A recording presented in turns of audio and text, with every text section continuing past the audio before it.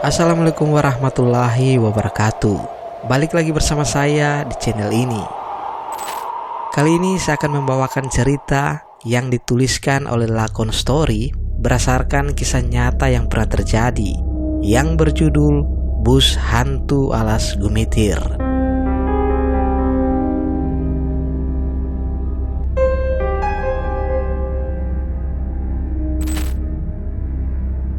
Sebelum kita masuk dalam ceritanya, ayo teman-teman tekan tombol like video ini dan jangan lupa tekan tombol subscribe channel ini biar kalian tidak ketinggalan dengan cerita-cerita lainnya.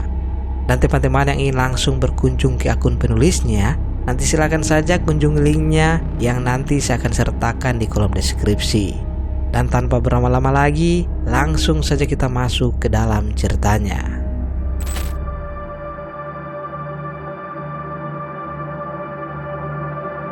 Sebuah kisah nyata tentang perjalanan naik bus yang akhirnya membawa mereka ke dalam dimensi lain. Bus Hantu Alas Gumitir.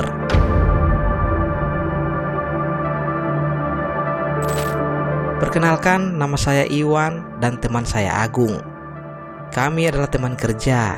Meskipun tidak sampai keluar pulau, pekerjaan ini sudah saya anggap merantau. Karena jarak tempat kerja kami dari rumah sekitar 8 jam menggunakan angkutan darat, membuat kami memang jarang sekali pulang, kecuali ada keperluan yang sangat penting. Agung adalah teman yang saya kenal di tempat kerja ini. Saya mulai akrab dengan dia sejak mengetahui ternyata saya dan Agung berasal dari kota yang sama meskipun berbeda daerah. Meskipun saya tidak tahu persis alamatnya, yang saya ketahui Agung adalah seorang ayah. Dia memiliki seorang putri yang masih duduk di bangku sekolah dasar. Tetapi meskipun begitu, dia masih belum terlihat tua. Mungkin karena memang dulu dia nikahnya terlalu muda. Agung di kota ini sudah hampir 5 tahun. Dia pulang sebulan sekali setelah gajian untuk sekedar memberikan rezeki dan menjenguk anaknya. Berbeda dengan saya di kota ini atas arahan keluarga saya.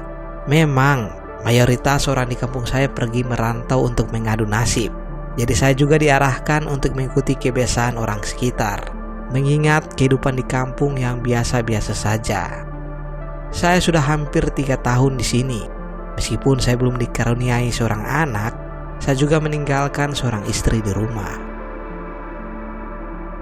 Singkat cerita, hari itu merupakan hari yang sangat membahagiakan bagi kami.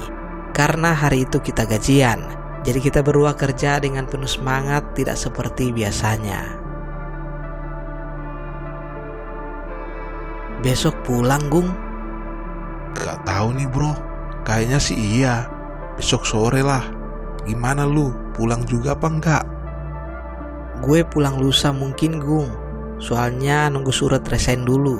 Katanya sih suratnya habis gajian itu turun. Ya mungkin gue pulang dan gak balik ke sini lagi. Saya memang sudah mengajukan pengunduran diri, karena memang pada dasarnya saya tidak betah kerja di tempat ini. Karena cuaca yang panas dan terkadang istriku menelpon dengan menangis agar saya lekas pulang. Sepulang kerja, seperti biasa kami menuju kos kami dengan berjalan kaki, karena memang jaraknya yang tidak begitu jauh dari tempat kerja kami. Waktu itu wajah Agung terlihat sedih sekali. Setelah saya tahu, dia tadi sempat terlihat mengangkat telepon dari seseorang. Kenapa kau, Gung? Wajah lu kusut banget. Gaji lu dipotong lagi ya? Enggak bro, gue mau langsung pulang habis ini. Mungkin habis isya lah. Anak gue besok harus bayar SPP di sekolahnya. Udah nunggak lama. Tadi istriku telepon kalau besok gak bayar, anakku gak mau masuk sekolah karena dia malu. Saya pun terkejut. Saya seolah ikut merasakan betapa besarnya perjuangan dia sebagai seorang ayah untuk anaknya. Saya berpikir, apakah saya sudah siap jika saya sudah jadi orang tua nanti? Sesampainya di kos, Agung langsung mempersiapkan barang-barangnya. Dia terlihat sibuk sendiri dan tak menghiraukan saya. Sekitar pukul 19.00 dia berpamitan, dan dia juga mengatakan akan di rumah sekitar 3 hari. Entah saat itu apa yang ada di pikiran saya, tiba-tiba saya juga langsung ingin pulang. Gung, gue juga mau pulang deh. Loh, kenapa? Katanya mau nunggu surat resign. Tahu malas aku sendiri di sini. Mending aku pulang aja. Nanti kalau surat sudah keluar, kan gue ditelepon. Biar gue balik ke sini ajak istriku sekalian jalan-jalan gitu. Ya udah, buruan. Di sela-sela saya membereskan barang-barang, tiba-tiba kaleng plastik tempat biasa kami menaruh beras pecah begitu saja. Padahal waktu itu beras kami tinggal sedikit. Entah kenapa kaleng itu pecah dengan sendirinya.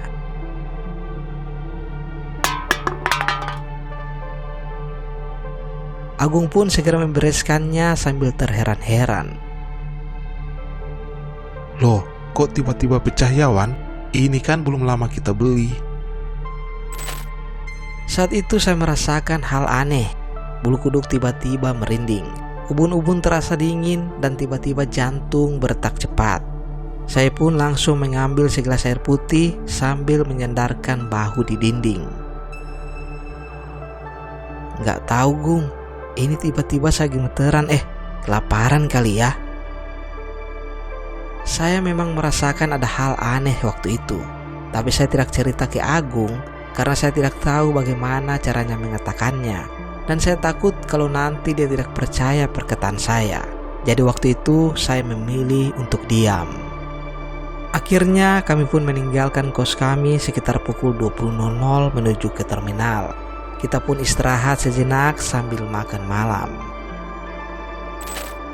Setelah makan malam di terminal, akhirnya kami menaiki bus yang memang sudah biasanya kami tumpangi jika hendak pulang kampung. Suasana bus waktu itu sangat sepi, mungkin cuma sekitar 8 orang.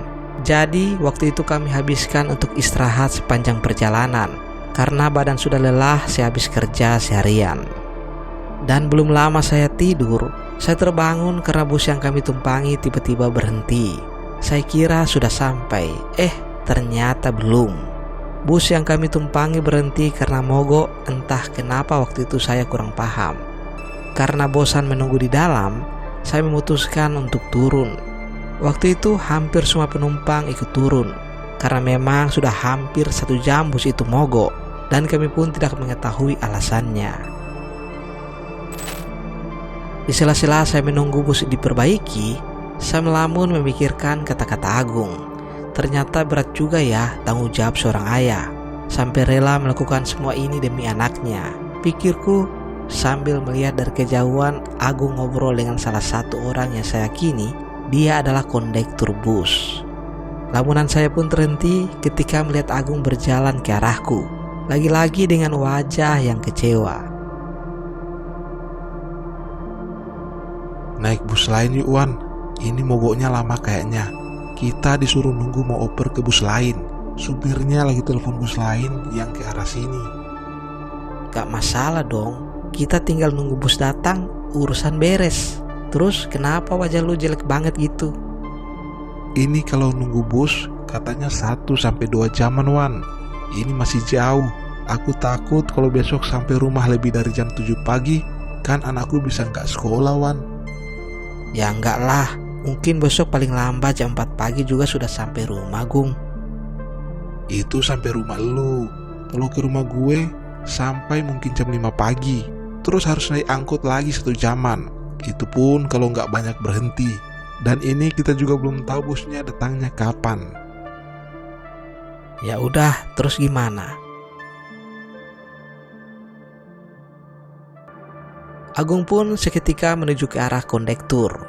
Setelah dia terlihat melakukan obrolan, dia tiba-tiba masuk ke dalam bus dan tidak lama kemudian dia kembali turun sambil membawakan tas saya.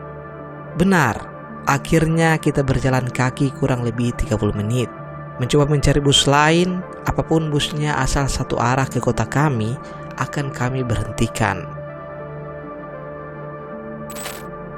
Waktu itu sekitar tengah malam dan kami berada di jalanan sepi jauh dari pemukiman, serta berharap segera menemukan bus yang searah dengan tujuan kami. Selang beberapa lama, Tiba-tiba dari kejauhan terlihat sorot lampu yang saya duga itu adalah sebuah bus. Sontak saya langsung maju lebih mendekat ke arah jalan sambil melambaikan tangan agar pengemudi mengerti kalau kita ini calon penumpang. Bus pun berhenti sekitar 40 meter agak kebablasan karena mungkin kami tidak terlihat dari jauh, jadi Pak Supir kaget lalu nggak siap untuk menginjak rem jadi kebablasan. Kami pun berlari ke arah bus tersebut. Agung waktu itu berlari 5 langkah di depan saya karena memang dia terlihat lebih bersemangat. Mungkin karena kita dapat bus itu. Ketika berlari, saya merasakan apa yang saya rasakan ketika di kos tadi. Tiba-tiba jantung saya berdetak cepat dan dingin sekali di daerah ubun-ubun. Sontak saya berhenti berlari dan hanya berjalan cepat karena saya pikir supir sudah tahu pasti saya ditunggu meskipun tidak perlu berlari. Ketika mendekati bus, saya merasakan badanku semakin dingin. Bulu kuduk merinding dengan perasaan tidak karuan. Dan semakin dekat ke bus, tiba-tiba telinga saya mendenging kencang. Saat itu saya merasakan kalau ada yang salah dengan bus ini. Melihat hanya pintu depan yang terbuka dan saya dari arah belakang bus, membuat saya harus berjalan melewati badan bus. Seingatku, bus ini tidak sebesar bus pantas pada umumnya. Bus ini terlihat lebih tua dan berukuran lebih kecil dengan warna yang sudah pudar ditambah tulisan stiker bus yang sudah terkelupas, membuat saya tidak bisa melihat nama bus apa ini yang saya tumpangi. Semua berubah ketika pertama kali saya melangkahkan kaki ke dalam bus ini. Saya sudah merasakan kalau kami akan berpindah alam. Badan seolah melewati pintu gaib. Rasanya dingin pekat, seolah memasuki kulkas. Saya sudah tidak bisa kembali karena pintunya sudah ditutup dan kami sudah berada di dalam. Saya melihat sosok supir bus tetap menghadap ke depan tanpa menghiraukan kedatangan saya. Sempat terlihat di tangannya ada sebatang rokok yang masih menyala. Saya berjalan pelan mencoba mencari tempat duduk Agung yang sudah duluan naik ke sini. Karena minim cahaya, penglihatan saya terbatas. Saat itu saya cuma melihat ada beberapa penumpang yang sedang tertidur pulas. Ada yang menggunakan baju coklat, hitam, dan putih. Ada juga seseorang yang sedang melamun menghadap ke kaca. Jadi semua penumpang saat itu tidak ada yang menghiraukan kedatangan saya. Tiba-tiba pandangan saya teralihkan. Terlihat Agus melambaikan tangan memberikan tanda keberadaan dia. Dia duduk di kursi nomor 2 dari belakang. Aku pun memahami dan menuju ke arahnya. Karena Agung yang sampai duluan, dia yang duduk di samping kaca dan saya yang duduk di tengah. Karena bus ini kecil yang tiap baris hanya berisi 2 kursi, jadi waktu itu saya bisa langsung melihat ke arah depan meski saya duduk di belakang. Ketika saya menduduki kursinya, hawa berubah seketika menjadi panas dan membuat siapapun yang duduk di situ pasti tidak akan merasa nyaman.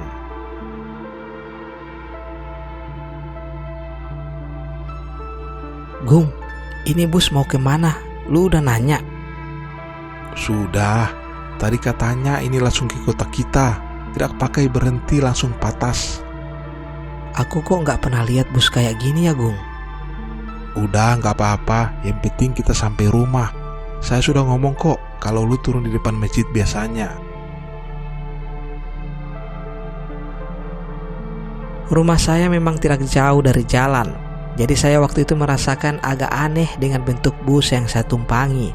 Karena memang saya tidak pernah melihat bentuk bus semacam ini. Dalam perjalanan, Agung memilih kembali untuk tidur. Dan saya memilih untuk tidak tidur karena memang saya merasakan hal aneh. Waktu itu, suasana di dalam bus sangatlah sunyi. Tidak ada suara sedikit pun bahkan dari arah luar. Kita seolah tidak sedang menaiki bus. Setelah hampir 2 jam perjalanan, firasat saya kalau kita sudah berpindah alam ternyata benar. Hal itu terlihat waktu bus yang saya tumpangi ini berhenti seolah menurunkan penumpang. Namun saat itu kita sedang berada di tempat gelap dan tidak ada jalan ataupun rumah di sekitar tempat bus ini berhenti. Saya coba berdiri memastikan dan memang benar. Tidak ada satupun rumah ataupun bangunan di sekitar sini. Yang terlihat hanyalah hutan. Saya kembali duduk, mencoba menenangkan diri dan mulai berdoa. Saya keluarkan tasbih di dalam tas dan berzikir, meminta pertolongan kepada Tuhan. Tak lama kemudian, saya melihat beberapa penumpang yang terlihat aneh dari belakang. Dia berjarak 2 kursi di depan kami. Terlihat dari tempat duduk saya, mereka memakai baju putih. Saya sangat yakin sosok itu adalah sesosok pocong. Itu terlihat dari kain yang terikat di atas kepalanya. Meskipun saya tidak bisa melihat badannya karena terhalang kursi, tapi saya sangat yakin kalau mereka adalah pocong. Baju putih kusam dengan banyak sisa tanah yang masih menempel di tubuhnya sudah cukup untuk membuat saya gemetar ketakutan. Saya pun lalu membangunkan Agung. Agung saat itu terbangun langsung kaget melihat saya yang bercucuran keringat dan terlihat gugup, seolah sembunyi dari kejaran banyak orang. Lu kenapa, Wan? Nan kencing lu. Saya mencoba menjelaskan semuanya dengan suara pelan dan mencoba membuatnya tetap tenang. Agung saat itu bersikukuh tidak mempercayai apa yang saya katakan. Dia memilih tidur kembali karena saya tidak berhasil memberikannya bukti. Waktu dia bangun, sosok pocong tersebut tiba-tiba menghilang. Halah lu, udah lu tidur aja. Lu itu capek jadi halusinasi. Mending kita tidur aja. Masih jauh nih. Nanti kalau aku nggak tidur, aku jadi kebelet kencing, Wan. Di sini nggak ada toilet. Udah ayo tidur, jangan ngaco. Dan Agung pun kembali melanjutkan tidurnya.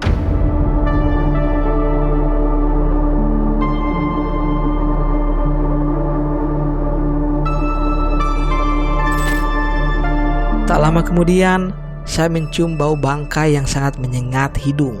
Setelah saya cari, ternyata bau itu berasal dari belakang kursi yang saya duduki. Dengan pelan-pelan saya mencoba intip dari celah tengah kursi. Dan ternyata terlihat seorang wanita berbaju putih dan berambut panjang sedang tertidur nyenyak. Entah kapan dia datangnya, saya tidak mengetahui. Pasalnya, pertama kali saya duduk di sini, kursi belakang kami memang kosong. Jaket saya pun langsung saya buat untuk menutupi hidung saya saat itu. Saya pikir membangunkan Agung pun percuma, dia nggak bakal percaya. Ditambah setelah tadi saya gagal memberi bukti, jadi kali ini saya tidak berani membangunkannya. Setelah agak lama bau itu hilang dan saya toleh perempuan tersebut juga sudah tidak ada. Akhirnya saya putuskan untuk tetap tenang dan kembali fokus berdoa dan berzikir. Nanti kalau sudah ketemu rumah atau tempat apapun yang terang, Agung akan saya bangunkan dan saya paksa turun, pikirku. Sepanjang perjalanan saya tidak melihat bus ini berpapasan dengan kendaraan sama sekali. Kita seolah hanya berputar-putar di dalam hutan. Dengan sesekali bus ini berhenti, entah itu menaikkan atau menurunkan penumpang, saya juga tidak tahu. Karena tiap kali bus ini berhenti, keadaan tetap sepi, tidak ada satupun orang naik ataupun turun. Saya sama sekali tidak berani pergi ke depan, karena dari awal saya sudah merasakan kalau saya berpindah alam. Lebih baik saya memikirkan bagaimana caranya bisa keluar dari bus ini. Bus kembali berhenti seolah ada penumpang. Ternyata kali ini memang benar. Ada seorang perempuan parubaya yang berpakaian coklat tua dan memakai rok hitam. Dia berjalan ke arah saya dan duduk di baris kursi saya di sisi lain bus ini. Karena gelap, saya tidak bisa memastikan wajahnya. Setelah beberapa saat, akhirnya saya memberanikan diri untuk bertanya sekaligus memastikan siapa tahu dia juga manusia. Saya pun langsung terkejut ketika melihat wajahnya. Wajahnya hancur seperti habis kecelakaan. Hidung, pipi, mata, jidat sudah bercampur menjadi satu. Saat itu saya langsung kaget dan berdiri melihat sekitar. Ternyata juga tidak ada jalan raya. Saya pun langsung membangunkan Agung. Ketika dia bangun, dia menolak saya ajak turun karena dia bersikukuh kalau saya berhalusinasi. Saya pun memaksanya mati-matian, dia tetap tidak mau turun. Hingga akhirnya bus pun berhenti seperti biasanya. Saat itu saya mulai menyadari bahwa ini kesempatan kami untuk turun. "Gung, ini bus setan. Kita dibawa ke alam lain. Ayo turun. Sadar Gung, sadar. Ayo, lu boleh hajar gue kalau gue bohong. Yang penting kita turun dulu." Ini jam berapa? "Lu kok nanya jam? Ini jam 4 pagi. Ini kesempatan terakhir kita, Gung. Firasatku setelah ini, bus ini sudah tidak berhenti lagi."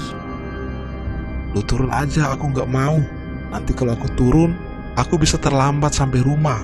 Anakku jadi nggak ke sekolah karena belum bayar SPP Wan. Saya langsung berjalan ke depan meninggalkan Agung. Entah saat itu saya sendiri tidak tahu apa yang ada di pikirannya sehingga dia tidak mau turun. Saya berjalan keluar sambil terus berzikir dengan tidak berani melihat wajah siapapun di situ. Saya turun dan betapa terkejutnya saya ketika saya tahu saat itu saya berada di tengah-tengah hutan dengan jalanan setapak. Kemudian saya terus berlari hingga mendengar suara azan subuh. Saya ikut sumber suara azan tersebut berharap menemukan masjid, tetapi tidak ketemu.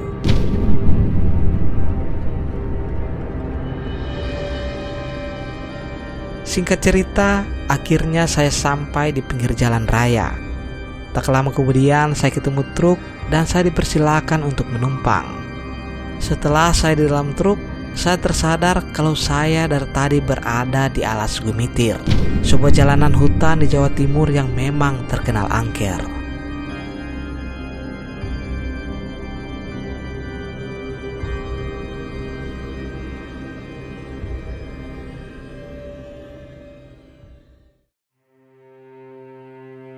Paginya saya sampai rumah dengan keadaan selamat. Setelah menceritakan semua kejadian ini dengan keluarga saya, mereka pun mempercayainya jika memang benar itu semua ulah bus hantu. Keesokan harinya, saya seharian mencoba mencari keberadaan Agung dengan mencari alamat lengkapnya dan lain-lain. Akhirnya ketemu. Ternyata daerah Agung berjarak sekitar 2 jam dari tempat tinggal saya. Di hari ketiga, saya beserta keluarga bermaksud mengunjungi Agung dan juga ingin memastikan tentang keadaannya. Sekitar jam 3 sore, akhirnya saya sampai di rumah Agung. Dan betapa terkejutnya, ternyata dia telah meninggal dunia pagi tadi dan telah selesai dimakamkan.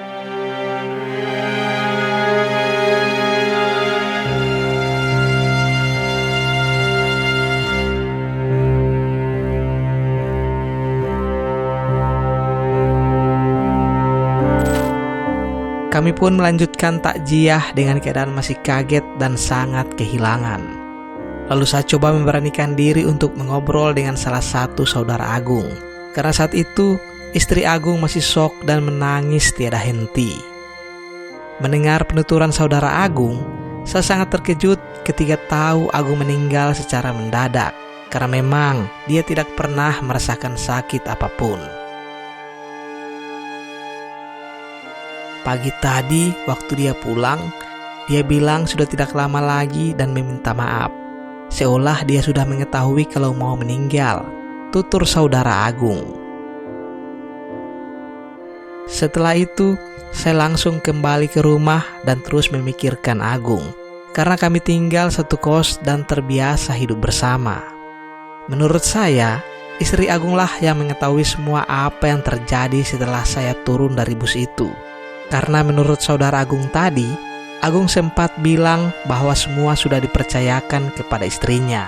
Dengan berkata, kalau nanti ada teman kerjanya yang mencarinya, suruh tanya kepada istrinya bagaimana kejadiannya. Saat itu saya tersadar kalau yang dimaksud adalah saya.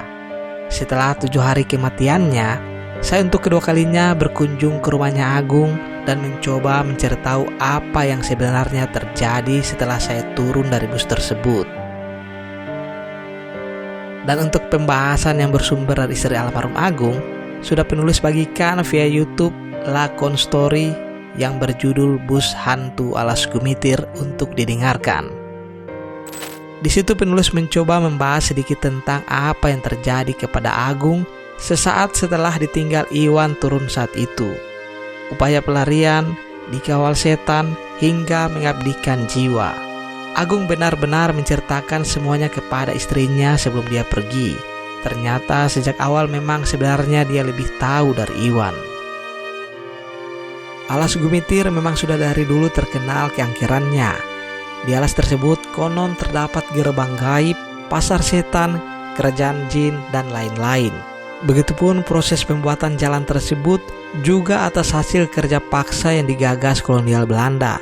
Ditambah konon katanya di tempat ini dulu juga digunakan sebagai pembuangan jasad PKI hingga berserakan di pinggir jalan. Jadi tidak heran banyak sekali kejadian aneh yang kerap terjadi di sepanjang jalan tersebut. Jika kalian cari di internet, mungkin kalian akan membaca banyak kisah yang terjadi di Alas Gumitar. Mulai dari posisi tangan patung yang berubah-ubah, panggilan dari seberang jalan, hantu kepala, dan masih banyak lagi. Itu pun hanya sebagian kecil, belum ditambah cerita dari warga sekitar, serta pengalaman-pengalaman para supir yang sangat sering diganggu makhluk halus jika melalui jalan tersebut.